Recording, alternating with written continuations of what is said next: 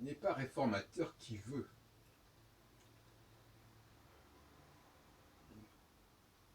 Quelle réforme de l'astrologie? Quelle réforme de la langue française?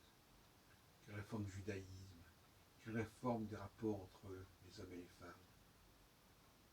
C'est pas évident tout ça.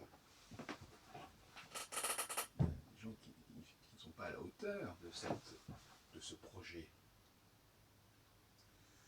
J'ai déjà parlé longuement des échecs de la réforme de l'astrologie. Il y a des obstacles qui se présentent, est-ce qu'ils sont vrais ou faux, ces obstacles? L'obstacle principal, c'est de dire, mais non, on ne touche pas à l'astrologie, on ne la touche pas. Sinon, elle ne sera plus ce qu'elle doit être, elle ne sera plus ce qu'elle sera dénaturée. Elle sera appauvrie, elle sera vidée de sa substance.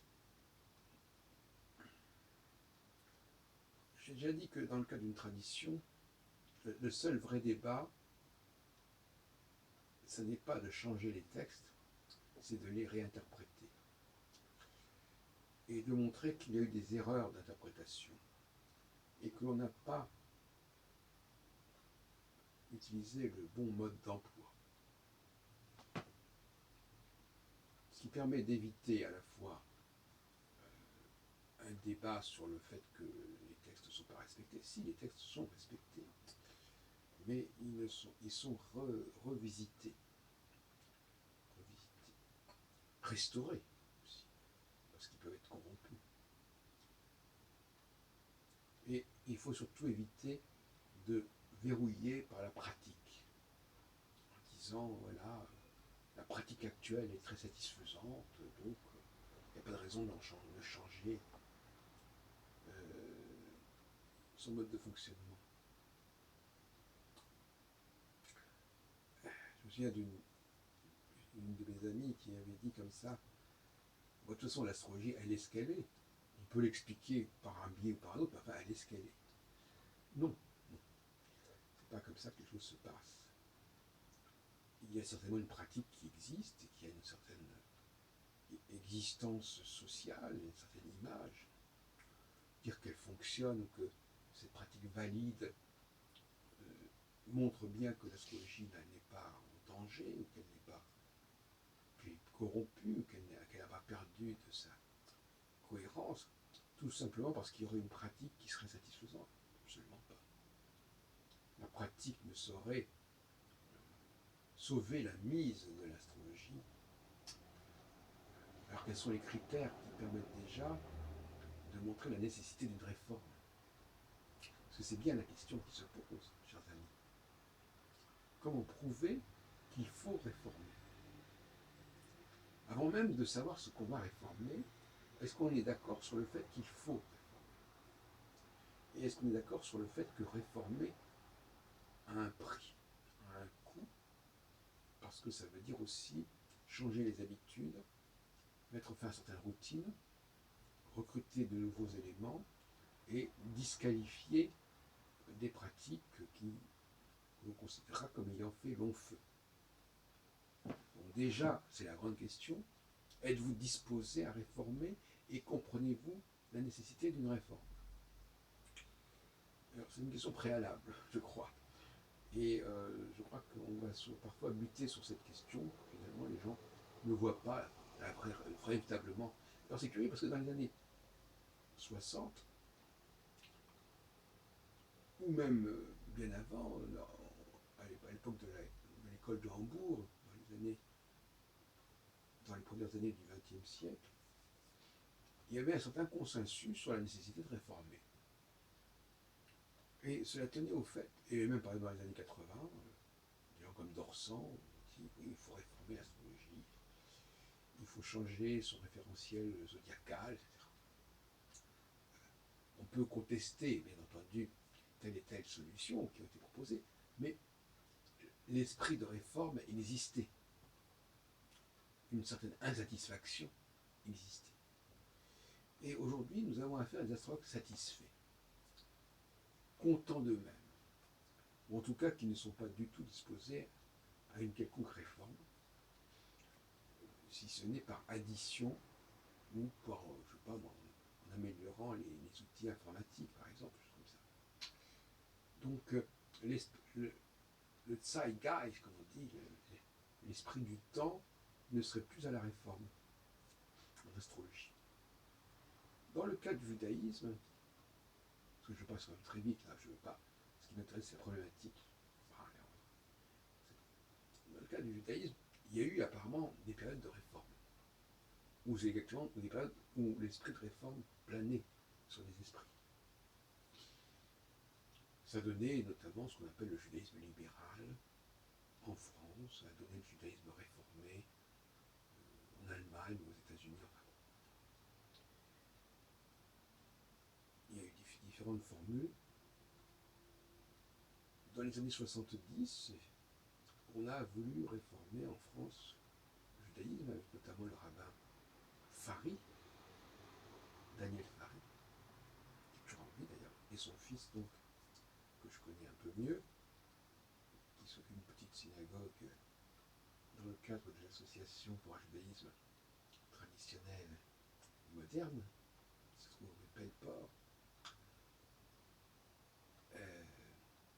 Le rabbin Fari ayant créé d'abord le MJLF, Mouvement Juif Libéral de France, qui est d'autres formes de judaïsme libéral, même en France, enfin c'est encore très minoritaire. Mais cette réforme, qu'est-ce que c'était cette réforme? C'est ça que je... Quelle était la nécessité de cette réforme? Quel était l'esprit de cette réforme? Une première réponse viendrait, alors, c'est que l'égalité, enfin, la place des femmes. Voilà. La place des femmes. Ça, c'est un truc qui pose problème, la place des femmes. C'est curieux parce que dans le cas de l'astrologie, ce serait plutôt l'inverse. Ce qui est inquiétant, c'est l'absence des hommes dans le milieu astrologique aujourd'hui, dans les réunions, dans les cours. Bon, donc il y a toujours quelque chose qui apparaît un petit peu bizarre, quelque chose qui n'est pas équilibré. Donc le judaïsme libéral a donné naissance à plusieurs femmes rabbins, en France, mais en Belgique, et puis ailleurs. Il faudrait citer Pauline Bell, il faudrait citer Florian Chinsky en Belgique, puis qui est venu en France ensuite. Il faudrait citer Delphine Orwiller, etc. Et puis récemment, nous avons eu la visite au MJLF d'une rabbine, une femme rabbin américaine, ou qui vit en Israël, je crois plutôt, qui vit en Israël. Et elle s'appelle Centurion. Donc, ça c'était un point qu'il fallait réformer. Moi, je ne suis pas du tout convaincu de cette idée d'une réforme par ce biais-là. En revanche, il y a d'autres formes de réforme qui m'apparaissent importantes. Alors d'abord, effectivement, il y a une certaine désaffection qui est marquée notamment par le judaïsme laïque, qui montre bien que beaucoup de juifs ne sont concernés ni par le sionisme, ni par l'immigration d'Israël, qui reste quand même très résiduelle, même si elle a augmenté sensiblement récemment. Mais peu multiplié par 2, c'est toujours peu. Et le judaïsme religieux qui, effectivement, laisse indifférent pas mal de monde aussi. Alors, je pense qu'ils ont dû essayer d'aller dans ce sens-là. Et ils ont dû... il y avait aussi cette question, je pense, de la conversion qui n'était pas assez facile, ou de l'intégration des juifs dont la mère n'était pas juive, enfin des choses comme ça, qui se retrouvent un peu aussi d'ailleurs dans le cas du judaïsme laïque, qui regroupe beaucoup de personnes qui ne sont juifs en quelque sorte qu'à moitié. Et ça, c'est une lame de fond importante. Dans le cas du judaïsme laïque, c'est la fin des années 80 qui a été particulièrement marquante, mais nous, on avait déjà créé en 1978 le CERIJ, le Cercle d'études, le centre d'études de recherche sur l'identité juive, qui ne se disait pas spécialement laïque, mais enfin le terme laïque est venu de mouvance laïque, mais c'était déjà aux États-Unis sous la forme séculaire, notamment avec la JHL, etc. Et on a traduit souvent par le mot humaniste, judaïsme humaniste et laïque, la JHL. Ou liberté du judaïsme aussi, le judaïsme libre. Donc oui, bon, effectivement. Alors, je crois qu'un des points sur lequel on a beaucoup buté dans le cas des libéraux, c'est d'une part, au niveau de la langue, ils n'ont pas su prendre le tournant de la langue. Ils ont gardé les prières dans une langue archaïque, alors que dans le dernier tiers du XXe siècle, je crois qu'il était vraiment indispensable même si ça se faisait pas en Israël, je ne sais pas exactement ce qu'il y a en Israël, mais il était indispensable d'utiliser les mots modernes. Alors là, il y a une sorte de fétichisme un peu magique, voilà, le schéma Israël, il ne faut surtout pas il ne s'agit pas de le traduire en français, ça c'est le problème.